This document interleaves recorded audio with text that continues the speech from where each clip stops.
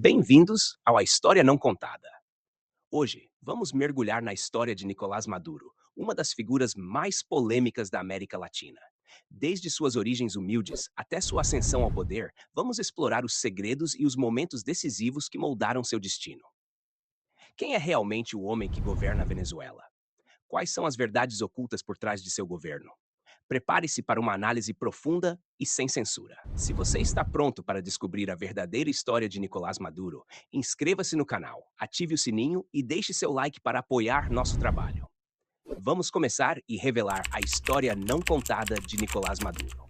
5 de fevereiro de 2019, quando no Palácio de Miraflores, sede do governo venezuelano, aconteceu uma entrevista explosiva com Nicolás Maduro para o canal americano Univision. Segundo a emissora, o jornalista Jorge Ramos foi convidado pelo próprio presidente para a gravação. Tudo transcorria tranquilamente, até que Ramos se referiu a Maduro como ditador e mencionou imagens de venezuelanos procurando comida em um caminhão de lixo. Esse comentário fez com que Maduro se levantasse abruptamente e encerrasse a entrevista após menos de 17 minutos. Toda a equipe da emissora foi então confinada em uma sala de segurança. De acordo com Ramos, as luzes foram apagadas e seus pertences, inclusive celulares, foram confiscados.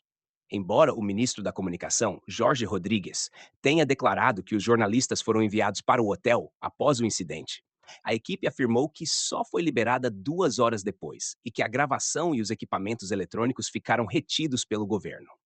Após a liberação da equipe, o ministro publicou nas redes sociais que o governo havia recebido diversos jornalistas, mas que não havia espaço para shows baratos. Esse episódio resultou no livro 17 Minutos, Entrevista com o Ditador, escrito por Jorge Ramos, que detalha os acontecimentos daquele dia. Foi apenas 3 meses depois que a entrevista conseguiu ser recuperada pelo jornalista mexicano, com a fonte que a liberou permanecendo anônima. Essa é apenas uma das inúmeras polêmicas envolvendo um dos presidentes latino-americanos mais controversos deste século, que até hoje divide opiniões. Ditador ou não? Nicolás Maduro nasceu em 23 de novembro de 1962 em Caracas, na Venezuela.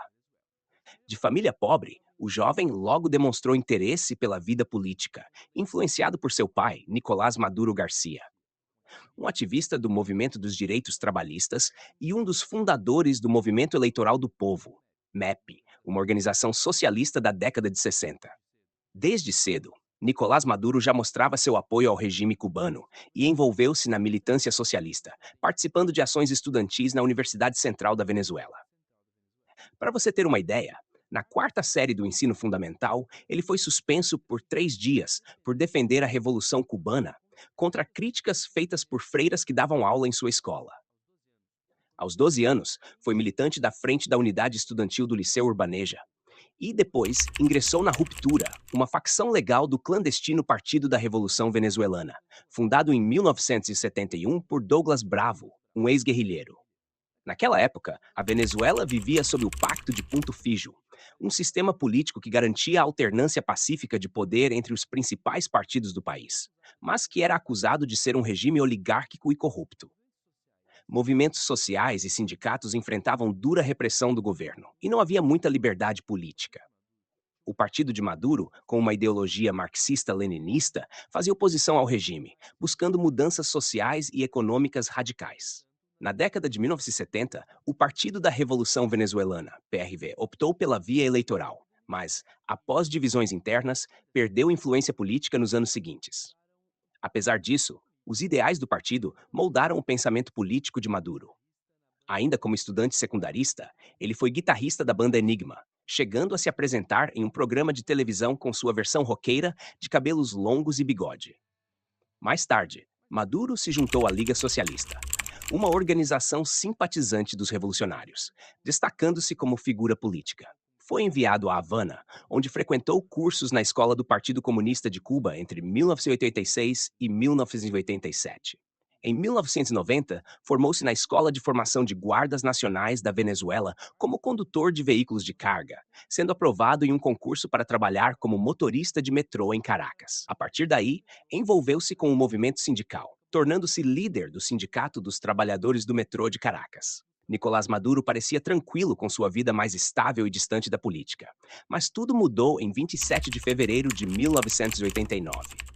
o presidente Carlos Andrés Pérez Rodrigues apresentou um pacote de medidas econômicas, incluindo aumentos nos preços dos combustíveis, privatizações e cortes nos gastos sociais, afetando diretamente o custo de vida da população venezuelana. Isso resultou em uma reação popular conhecida como El Caracazo, com milhares de pessoas nas ruas, manifestações, incêndios de ônibus e destruição de prédios. Essa crise e o clima geral de insatisfação levaram um tenente-coronel do Exército, Hugo Chávez, a tentar um golpe de Estado para derrubar o governo. Chávez comandou um grupo de mais de 300 homens em operações para tomar o controle do país. Mas o golpe fracassou e ele foi preso.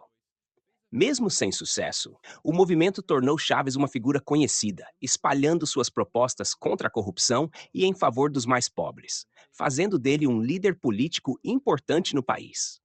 Nessa época, Maduro era motorista e sindicalista e não se envolveu diretamente nas manifestações ou na tentativa de golpe, mas foi a partir daí que começou a se identificar com as ideias do chavismo.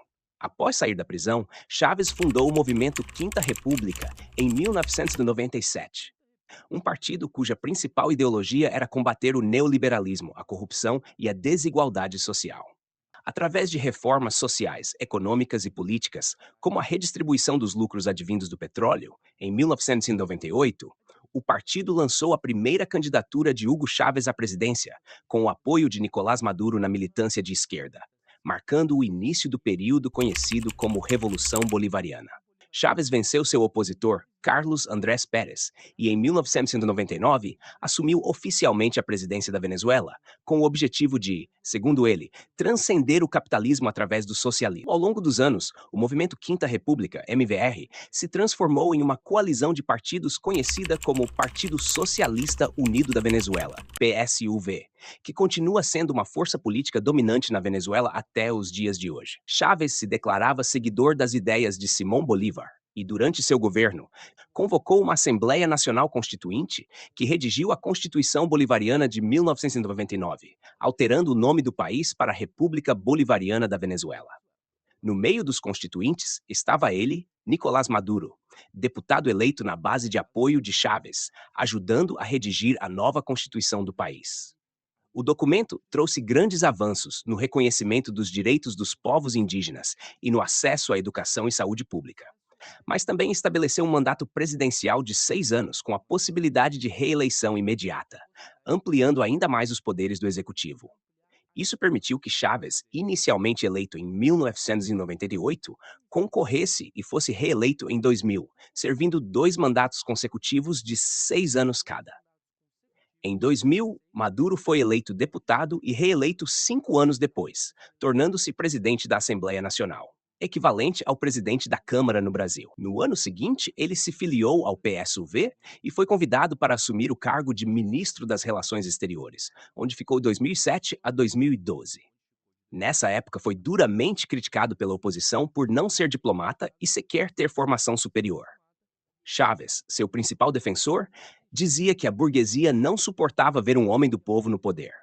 Apesar das críticas, Maduro ajudou a fortalecer as relações da Venezuela com os países latino-americanos e caribenhos, sendo um promotor ativo da Aliança Bolivariana para os Povos de Nossa América, ALBA, e da Comunidade de Estados Latino-Americanos e Caribenhos, CELAC.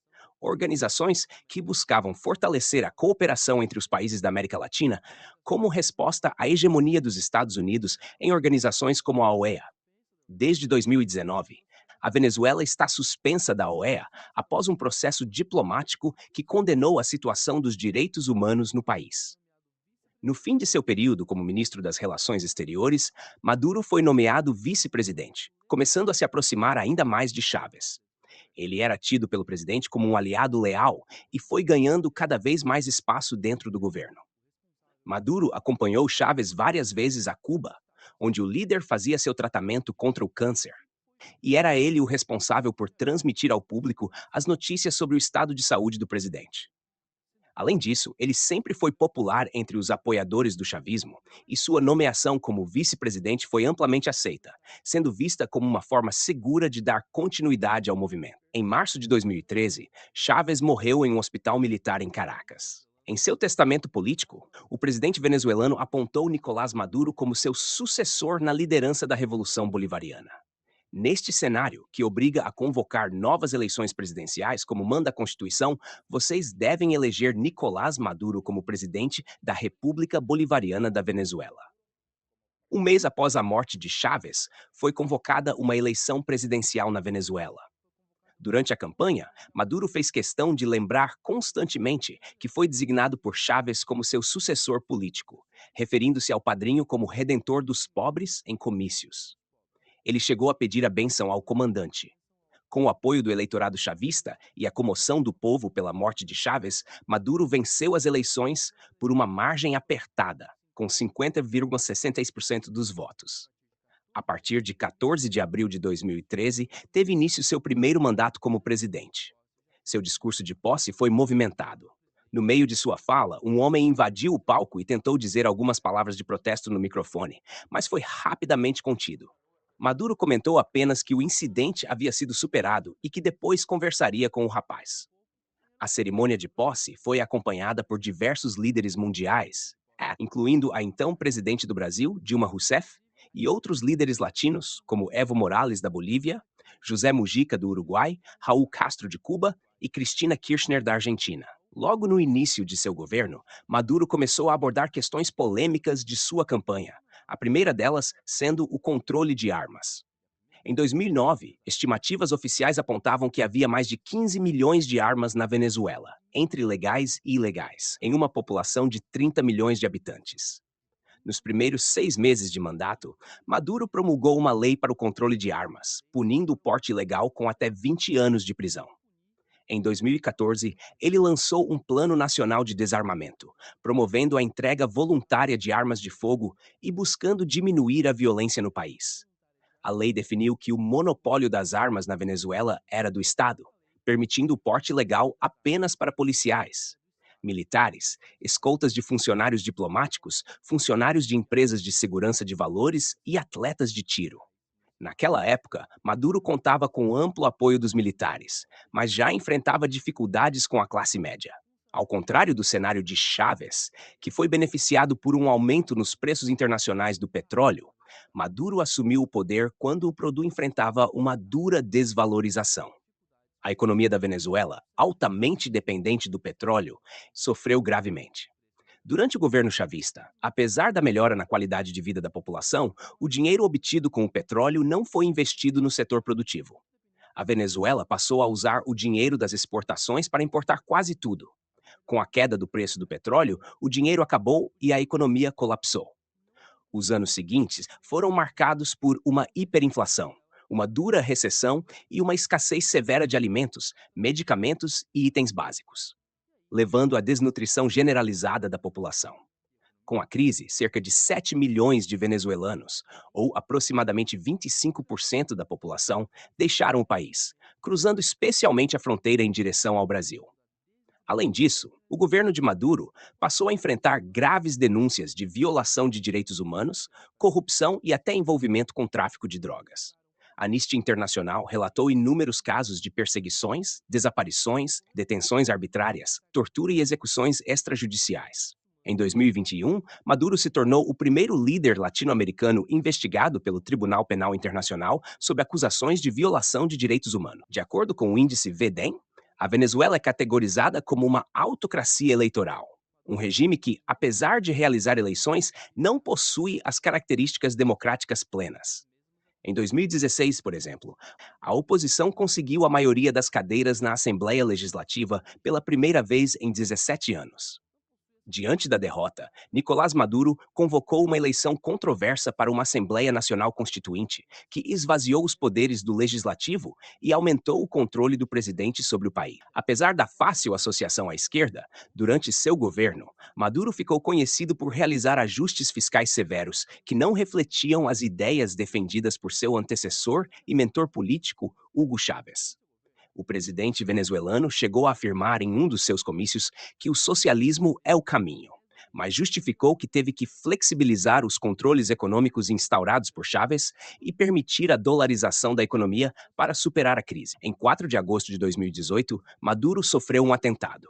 Drones carregados com explosivos foram enviados durante um desfile comemorativo do aniversário de 81 anos da Guarda Nacional Bolivariana em Caracas, visando atingir o presidente.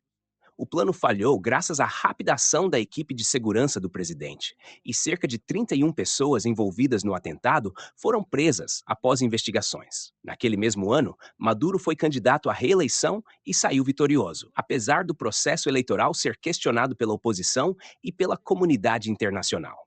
No dia 23 de janeiro de 2019, Juan Guaidó, opositor do regime chavista e chefe da Assembleia Nacional, declarou que Maduro não havia sido eleito democraticamente e se autoproclamou líder da Venezuela. Logo após o pronunciamento, ele foi apoiado por uma série de países, como Estados Unidos, Chile, Argentina, Colômbia, Equador e Brasil. Maduro, por sua vez, declarou-se como o único presidente do país e recebeu apoio de outras nações, como Cuba, México, Turquia e Rússia. Em 2021, mesmo com seu governo não sendo reconhecido pelos Estados Unidos, Maduro propôs à nova administração de Joe Biden virar a página e declarou-se disposto a estabelecer um novo caminho nas relações diplomáticas entre os Estados Unidos e a Venezuela. Com a guerra entre Rússia e Ucrânia, os americanos chegaram a suspender provisoriamente as sanções contra a Venezuela, importando petróleo, gás e outros produtos do país. Em 2024, o Partido Socialista da Venezuela lançou novamente Maduro como candidato à presidência, agora para disputar as eleições presidenciais de 28 de julho, definidas pelo Conselho Nacional Eleitoral. Esse foi o vídeo de hoje, pessoal. Não esqueça de se inscrever no canal. Até a próxima!